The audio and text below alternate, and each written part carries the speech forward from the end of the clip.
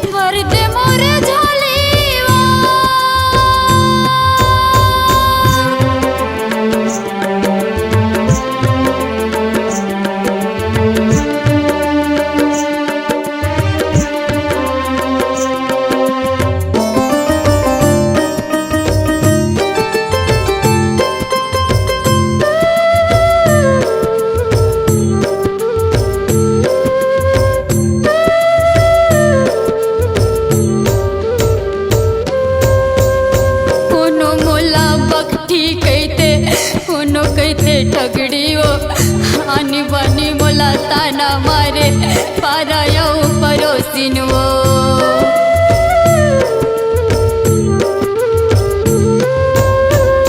कोनो मोला बगठी कहते कोनो कहते ठगड़ी वो आनी बानी बोला ताना मारे पाराया परोसिन वो मोरिया भागिन दुखिया के दाए सुन लेता को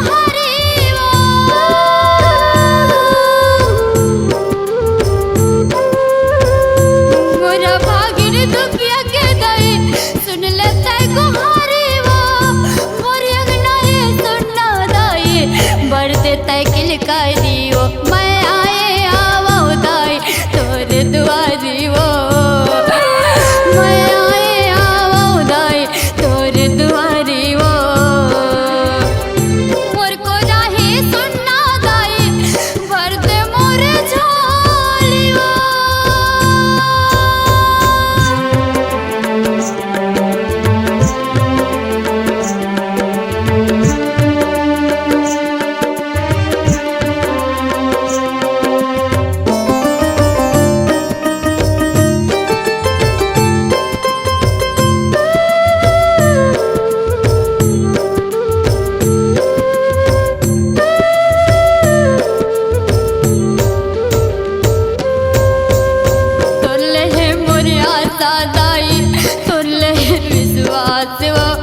कलब कलब के मैं होता आके तोरे द्वार वो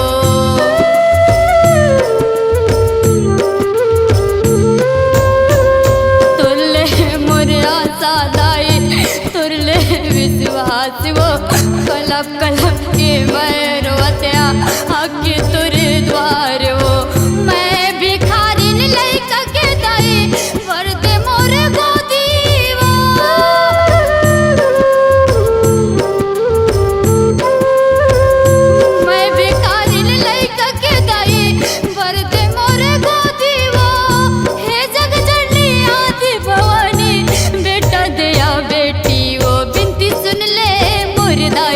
माँ बंजारिन वो